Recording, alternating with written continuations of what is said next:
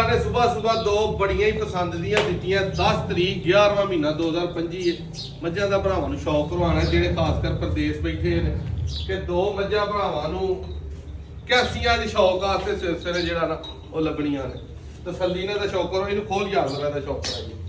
ਦੂਜੇ ਨੰਬਰ ਤੇ ਆ ਝੋਟੀ ਵੇਖੋ ਦੋਵੇਂ ਦੂਜਣਾ ਮੱਝਾਂ ਨੇ ਗੱਭਣਾ ਨੇ ਤਿਆਰ ਨੇ ਫੁੱਲ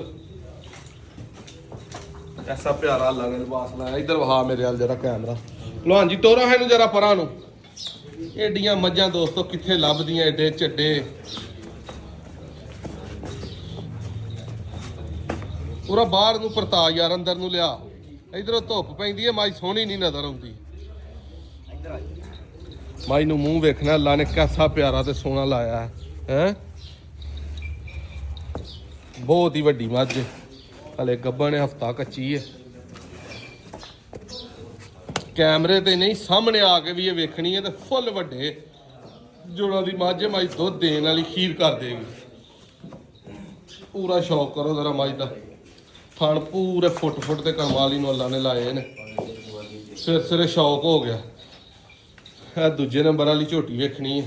ਇਹ ਜੇ ਪਿਓਰ ਨੀਲੀ ਦੀਆਂ ਬਿੱਲੀਆਂ ਅੱਖਾਂ ਛੋਟੀ ਸਿੰਗੀ ਤੇ ਚੱਡੇ ਵਾਲੇ ਟੋਪ ਲੱਗੇ ਨੇ ਵੀ ਫੁੱਲ ਤਿਆਰ ਹੈ।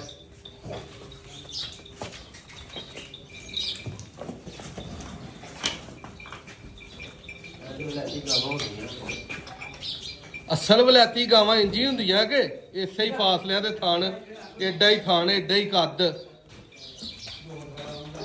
ਖਲੇ ਪਰਿਓ ਪ੍ਰਤਾਪ ਇਸ ਤਰ੍ਹਾਂ ਵੀ ਸ਼ੌਕ ਕਰਨ ਵਾਲੇ ਇਹ ਤੇ ਨਾ ਆਖਣ ਵੀ ਸ਼ੌਕ ਨਹੀਂ ਹੋਇਆ।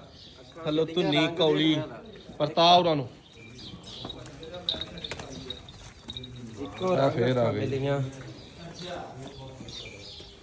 ਨਾ ਹੀ ਬਿੱਲੀ ਹੈਗਾ ਮੈਂ ਤੋਰ ਬਿੱਲੀ ਨੂੰ।